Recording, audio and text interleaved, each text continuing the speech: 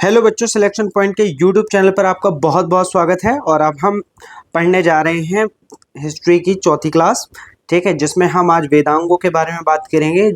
वेदांग क्या होते हैं? वेदांग जो वेदों के अंग होते हैं या जो वेदों को समझने में हमें मदद करते हैं, उन्हें हम वेदांग कहते हैं। ठीक है, वेदों का अर्थ समझने में व उनके सूक्तों को समझने में जिन चीज़ों का हम प्रयोग करते हैं, ठीक है, उन्हें हम वेदांग कहते हैं। ठीक है, वेदांगों की रचना क्यों की गई?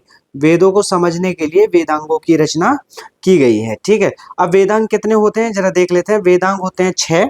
ठीक है, शिक्षा, कल्प, व्याकरण, निरुक्त, छंद और ज्योतिष। ठीक है, बात करते हैं शिक्षा में, तो वैदिक शब्दों के शुद्ध उच्चारण हेतु इसका निर्माण हुआ है। ठीक है, मतलब जो शब्दों का उच्चारण सही से हो, इसलिए शिक्षा का निर्माण हुआ है। वैदिक कर्म कांडों को संपन्न कराने हेतु विधि व नियम का निर्माण हुआ है, मतलब जिसको हम कल्प कहते हैं। नंबर 2, ठीक है, व्याकरण की अगर बात की जाए, इसमें नामों एवं धातुओं की रचना एवं उपसर्ग प्रत्यय के प्रयोग हेतु नियम। ठीक है, इन सब का उल्लेख इसी में मिलता है हमें। निरुक्त मतलब शब्दों की व्युत्पत्ति हेतु नियम।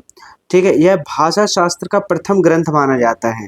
क्या माना जाता है? भाषा शास्त्र का प्रथम ग्रंथ माना जाता है।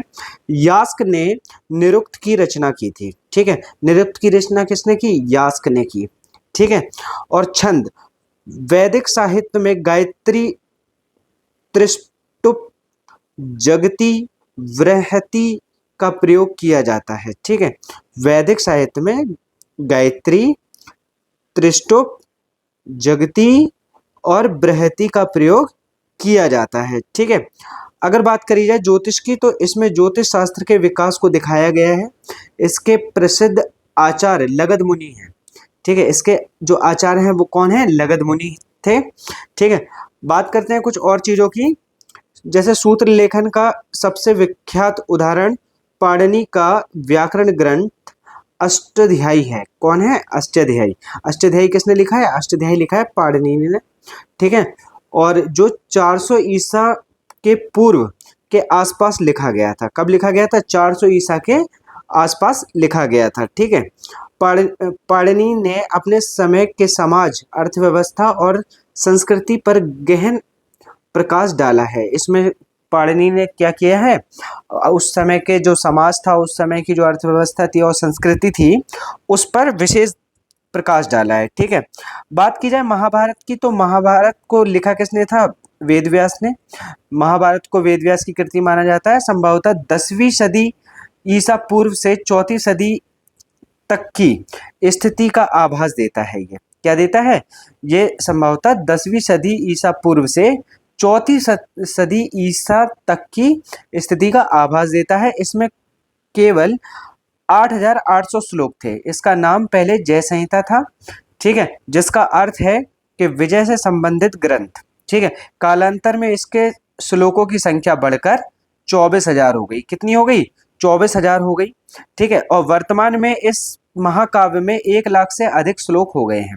ठीक है, तो वर्तमान में क्या स्थिति है कि महाभारत में 1 लाख से अधिक श्लोक हो चुके हैं। ठीक है, और तदनुसार यह सतशास्त्री संहिता या महाभारत कहलाने लगा है। ठीक है, तो ये क्या कहलाने लगा है? सतशास्त्री संहिता या महाभारत कहलाने लगा है। ठीक है, इसके तत्कालिक राजनीतिक, सामाजिक एवं धार्मिक स्थिति का ज्ञान होता है। ठीक है, इससे क्या होता है? इससे उस समय के राजनीतिक, सामाजिक और धार्मिक स्थिति का ज्ञान होता है। ठीक है, वाल्मीकि रामायण में मूलतः 6,000 श्लोक थे। ठीक है, अगर बात की जाए रामायण की, तो रामायण किसने लिखी है? वाल्मीकि ने। ठीक है, तो वाल्मीकि रामायण में मूलतः 6,000 श्लोक थे, जो बढ़कर 12,000 श्लोक हो गए। कैसे हो गए?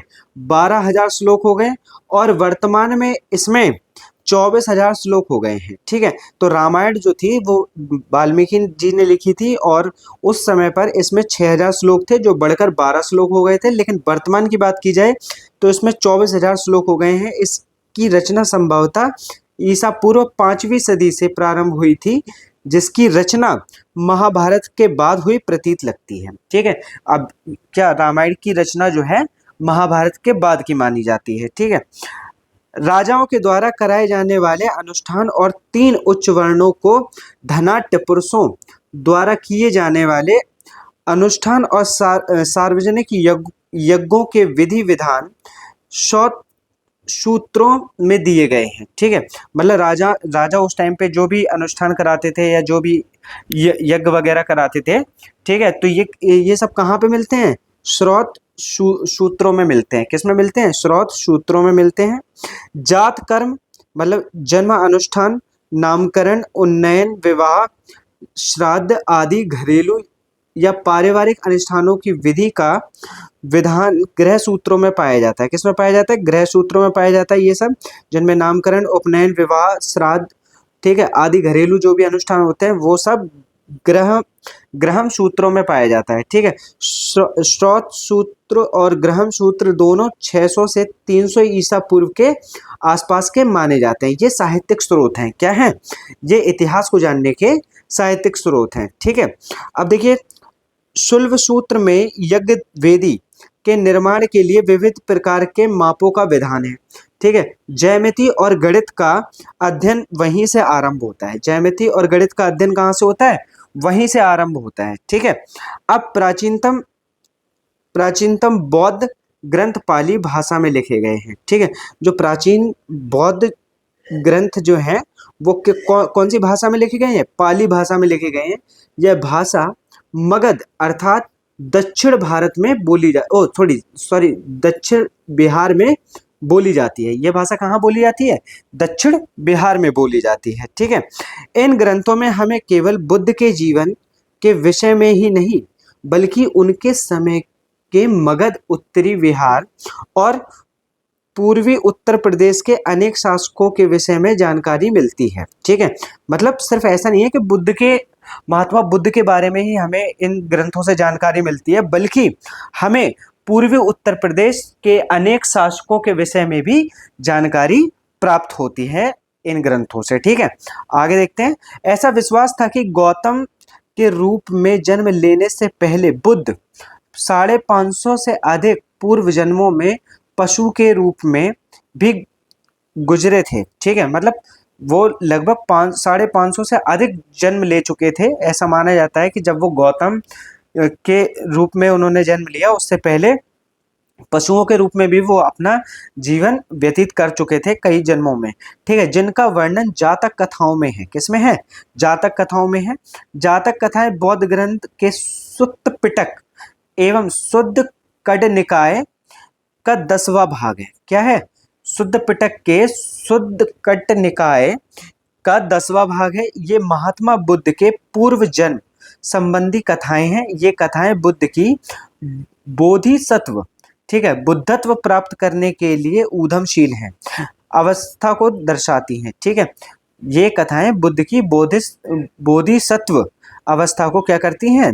दर्शाती हैं। ठीक है, जैन ग्रंथों की रचना प्राकृतिक भाषा में हुई थी। ठीक है, तो जैन जो ग्रंथ थे उनकी रचना कैसी हुई? प्राकृतिक भाषा में हुई।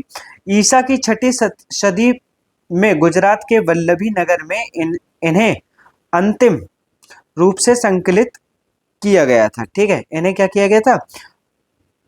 इन्हें अंतिम रूप से संकलित कहाँ पे किया गया था? गुजरात के वल्लभी नगर में। कहाँ पे? गुजरात के वल्लभी नगर में इन्हें क्या किया गया? इन्हें अंतिम रूप से संकलित किया गया। धर्मसूत्र, स्मृतियां और टीकाएं, इन तीनों को मिलाकर के धर्मशास्त्र कहा जाता है। क्या कहा जाता है? धर्मसूत्र, स्मृतियां और टीकाएं, इन तीनों को मिलाकर के धर्मशास्त्र कहा जाता है। धर्मशास्त्रों का आकलन 500 से 200 ईसा पूर्व में हुआ था। ठीक है, कौटिल्य का अर्थशास्त्र अत्यंत महत्वपूर्ण विधि ग्रंथ है। यह 15 अधिकरणों या खंडों में विभाजित है। इसमें प्राचीन भारतीय राजतंत्र अर्थव्यवस्था के अध्ययन के लिए महत्वपूर्ण सामग्री मिलती है। क्या मिलती है? महत्वपूर्ण सामग्री मिलती है। किस चीज के लिए?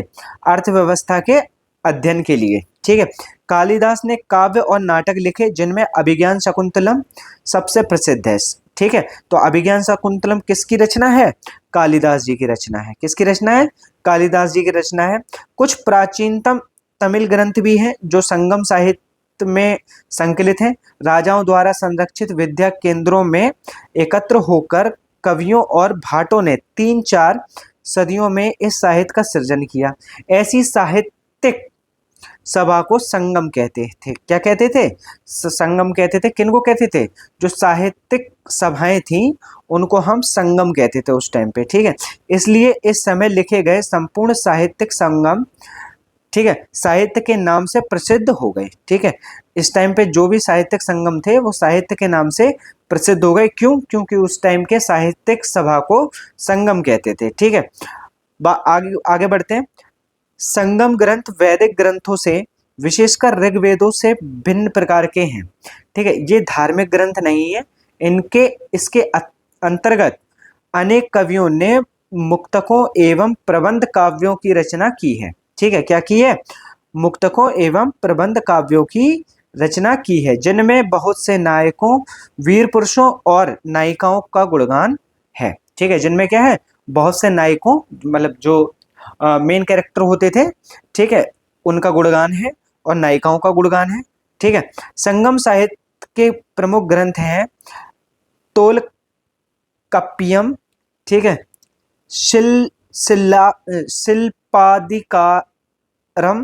शिल्पादिकारम, ठीक है, एवं मणि मेखले, ठीक है, एवं मणि मेखले, ठीक है। शिल्पादिकारम जो है, ठीक है, और तोलकाप्पियम, ठीक है, ये सब क्या है? ये संगम साहित्य के प्रमुख ग्रंथ हैं, ठीक है। संगम ग्रंथों में बहुत से नगरों का उल्लेख मिलता है। इनमें उल्लेखित कावेरी पट्टनम का समृद्धिपूर्ण अस्तित्व पुरातात्विक साक्ष्य से प्रमाणित हुआ है, ठीक है।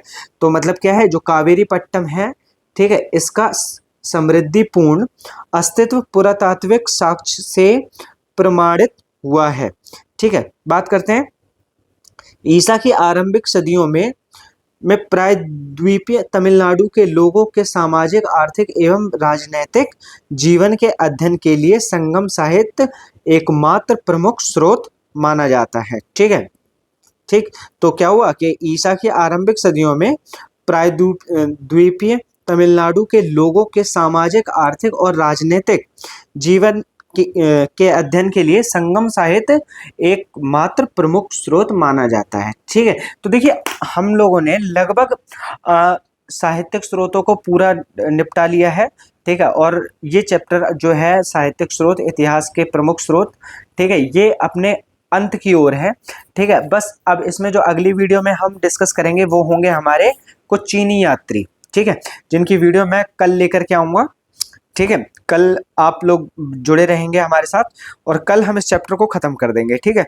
उसके बाद फिर हम एक दूसरा चैप्टर शुरू करेंगे, ठीक है। हो सकता है पाषाण युग हम शुरू करें, ठीक है।